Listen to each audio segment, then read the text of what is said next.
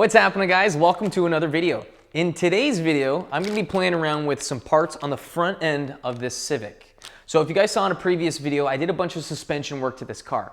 While I was doing work in the rear of the car, I installed extended studs. Now that was very easy. That was a bolt-in hub, so replacing it was a piece of cake.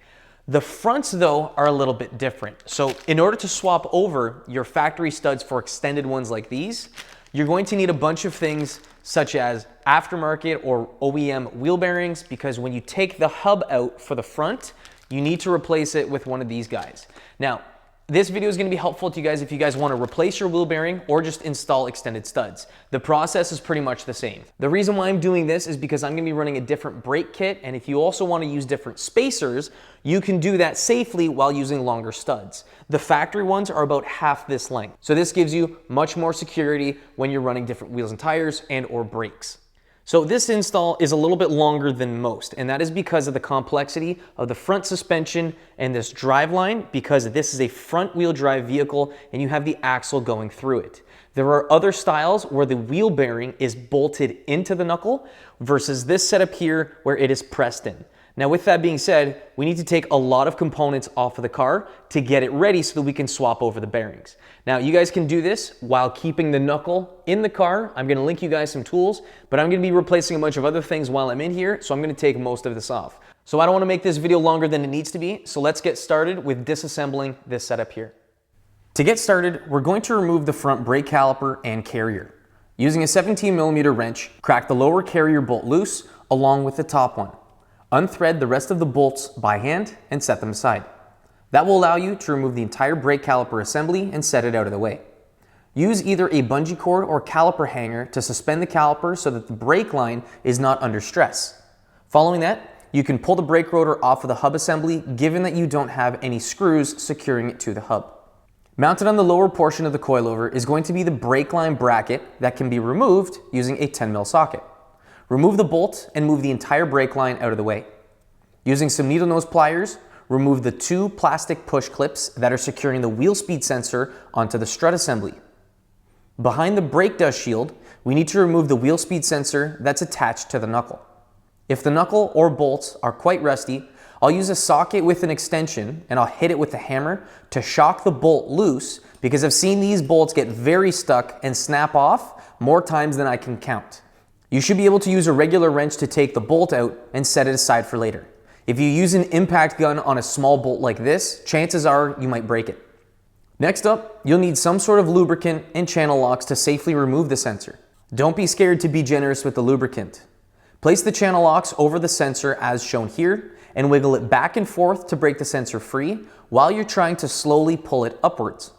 Once you remove the sensor, you'll be able to see all the corrosion and gunk that was making it very difficult to remove. To disconnect the tie rod end from the knuckle, use that same lubricant we used before and spray the cotter pin. Then with some needle nose pliers, bend the pins together so that it's straight, and if you have to, give the pin a little tap with a hammer so that you can safely extract it. Then, using an impact gun or wrench on a 19mm socket, remove the tie rod end nut. As far as removing the tie rod end from the knuckle, you might need to use one of these specialty tools to safely force them apart. I'll link these tools in the description box. Next up, we need to remove the axle nut, and to get that done, you're going to need a 36mm socket. While using an impact gun, you can see it loosens the nut with ease. You can also do this by hand, however it requires a lot more strength, and you should loosen it before you disassemble the brakes. Now if you're removing the old studs and you want to replace them with standard length ones, you can get it done without taking the entire hub apart. You would hit the stud out from the front and slide in the new one from the back. Because our extended ones are longer, they can't be installed this way. With the knuckle still attached to the car, I'm going to use a hub puller to separate the hub from the knuckle.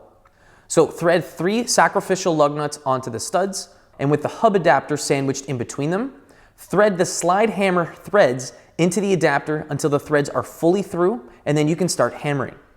After you do about 10 good hits with the hammer, the hub assembly will start to separate and you'll be able to feel it through the hammer. Be careful when you do the following next 10 strokes, because once it lets loose, you don't want the entire hub assembly shooting across the room. Once you have it removed, it will look something like this, where you have the inner flange of the wheel bearing still attached to the hub. With it removed, you'll be able to see the internals of the wheel bearing, and it's pretty cool. Spray a little bit of oil onto each of the bolts that are securing the brake dust shield, and then with a Phillips screwdriver and a hammer, tap the screwdriver into each of the screws to fully seat it in place. This will prevent the screws from rounding off while you're loosening them. Push onto the screwdriver while you rotate the wrench that's attached to the screwdriver to safely remove all the screws. Now don't ask me why a Phillips head screw is found in the automotive industry, but it really does not belong.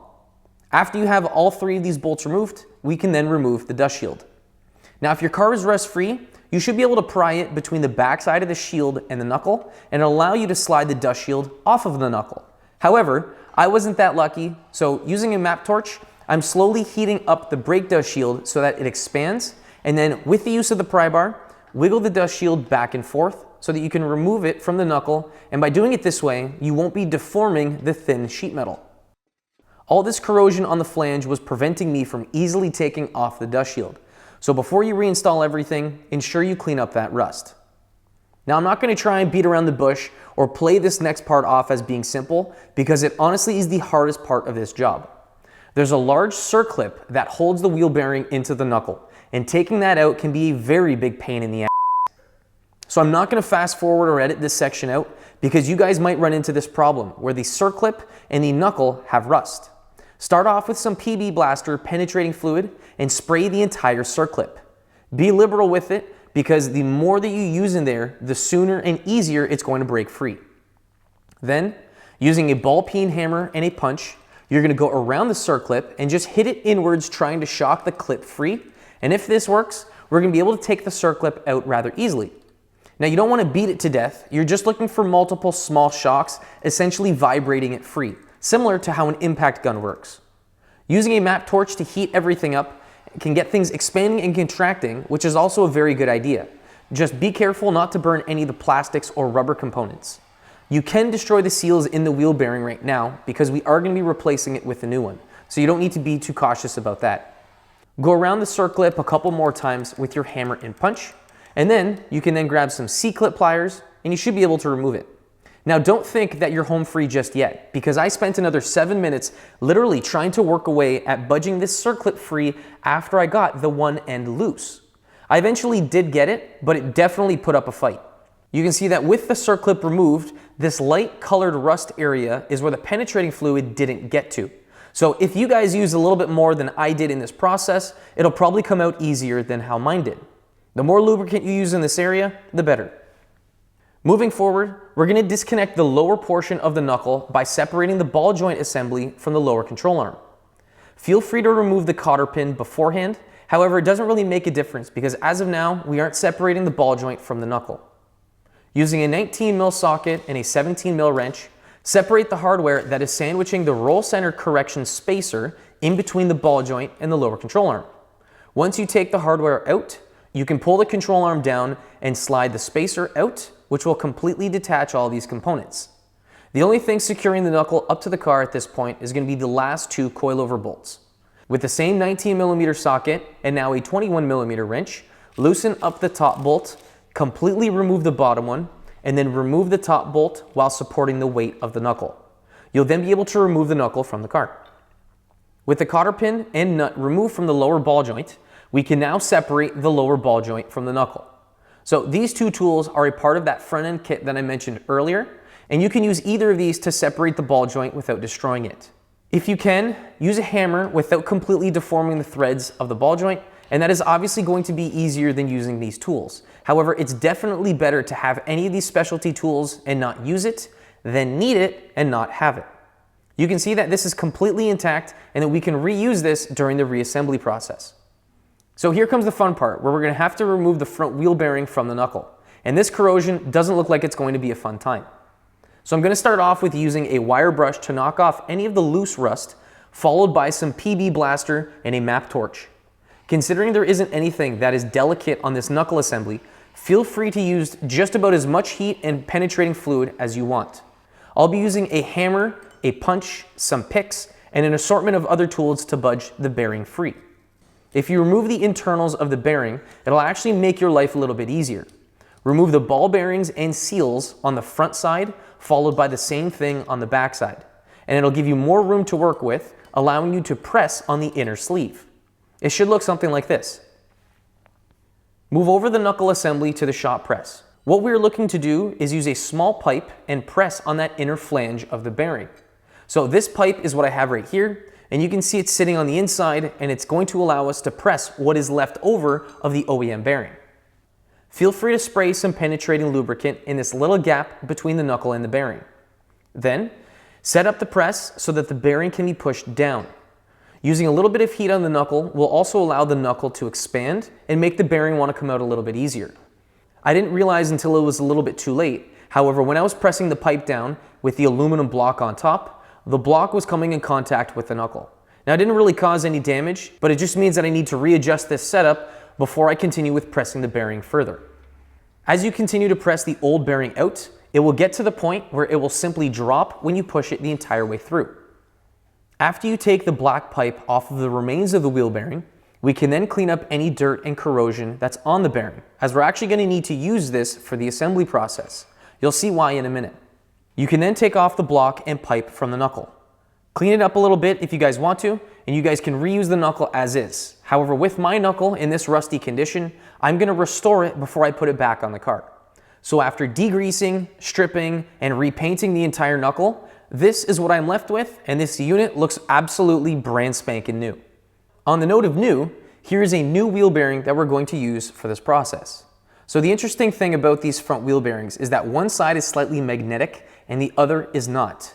The side that is magnetic needs to be pressed in so that it's facing the wheel speed sensor. If you use some sort of metal pick, you can easily determine which side is magnetic because you'll be able to feel the magnetism given that the pick is very light. After you determine which side is magnetic, you're going to face that towards the wheel speed sensor. And in this case, that means this side is going to be facing inboard. With a different size pipe on the back side of the knuckle supporting it in place, we have to prep the assembly so that we can press the new bearing into the knuckle. Using some of this synthetic automotive grease, apply some on the inside of the knuckle so that the bearing can be installed with more ease. It will also help with preventing corrosion once it's installed on the car. Then, place the new front wheel bearing with this side face up. To be able to press the new wheel bearing into place past the flange on this knuckle, we're going to need to use the old bearing shell along with a flat piece of metal so that the load can be evenly dispersed down into the hole.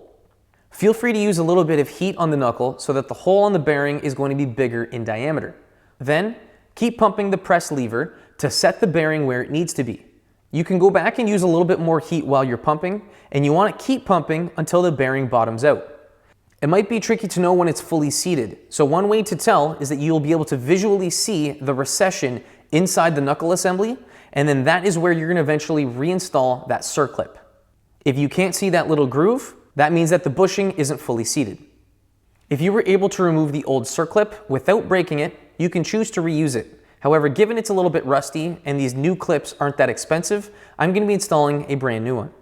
I applied a little bit of the synthetic grease on the inside of the recession so that should I ever need to remove the circlip in the future, it will be much easier than this time around. While using some C-clip pliers, you want to compress the circlip until it can fit inside the hole and then wiggle it back and forth to make sure that it's fully seated into the groove. To double check, you can also use a punch and a hammer to hit the circlip down, guaranteeing that it's properly seated into place. It should look something like this when you're done. Next up, we need to reinstall the brake dust shield.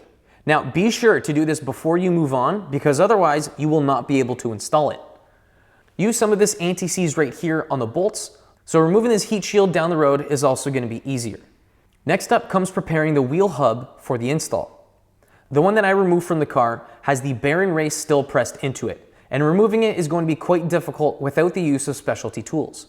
With that being said, I'm not going to bother removing it considering the risk versus reward isn't worth it for something like this. So I'm going to replace it with a new part from Honda. I also found an aftermarket option that works with the ARP studs and is much cheaper than the factory OEM unit. I'll link it in the description box for you guys. You can see the flange on the back side of the hub doesn't have anything on it, so we're ready to go. The reason why I'm taking everything apart for this video is so that I can install extended ARP studs, which is what we're going to be changing out right now. Feel free to remove the factory studs however you like. However, I'm going to be using a press to gently pop them out. You can also get this same job done with a hammer. The extended studs get run through these holes, and the knurling that's found on these studs is what holds it in place. I've used ARP studs in many vehicles on the track, on the street, in winter, and I've never had an issue. These things are tried and tested. As you can tell, the stud will slide 90% of the way through.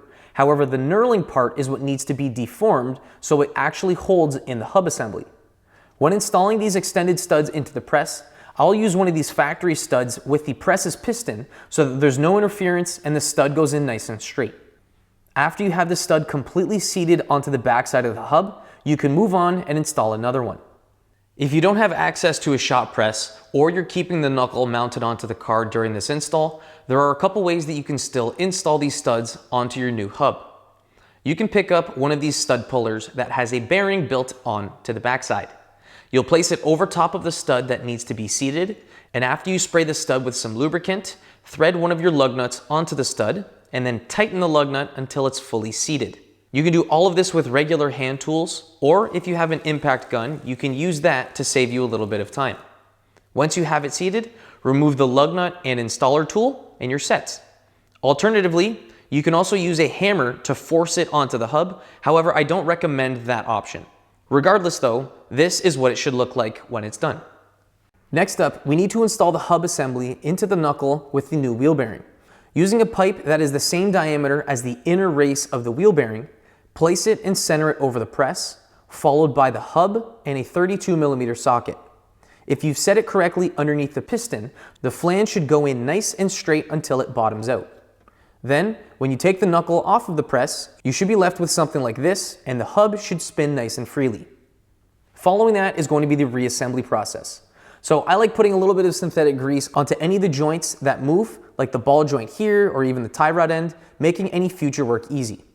Tighten the lower ball joint nut up to the knuckle and align it so that you can reinstall the cotter pin through the castle nut and ball joint. Then, with the knuckle and hub assembly, align the axle nut splines so it can be fed through the hub and put just one of these bolts on top of the knuckle through, followed by the other. Place the aerogenic spacer in between the lower control arm and the ball joint and reinstall all that hardware and secure it into place. When it comes to installing a new axle nut, I'll first place a little bit of grease onto the mounting surface, then followed by threading on the nut. I'll have all the torque specs for everything in the description box, so don't worry. Behind the knuckle, position the tie rod end through the knuckle and secure it in place using the factory nut. Then apply a little bit of grease onto the exposed threads, and while using a new cotter pin, feed it through the hole of the tie rod end and split it both ways as shown here. Throw the ABS or wheel speed sensor back into the hub assembly and thread the 10mm bolt into the knuckle and secure it in place. The knuckle assembly should look incredible with now all of these new and refreshed components. All right guys, so as you can tell, we have the aftermarket hub, bearing, studs, everything all good to go. You guys can throw the factory rotor and caliper back on here, but I'm not doing that. I'm gonna be throwing on an aftermarket big brake kit. It looks a little something like this. Brembo 4-piston big brake kit, larger rotor. This is gonna perform much better than the factory setup. And the reason why I went through this process to change out the studs, the wheel bearings and all that stuff is because of this kit here. If you guys stay tuned, you'll see me install this in the next video, along with why I messed up my big brake kit on my other Honda. You guys will see shortly. Thank you guys so much for watching. I'll see you guys in the next one. Peace.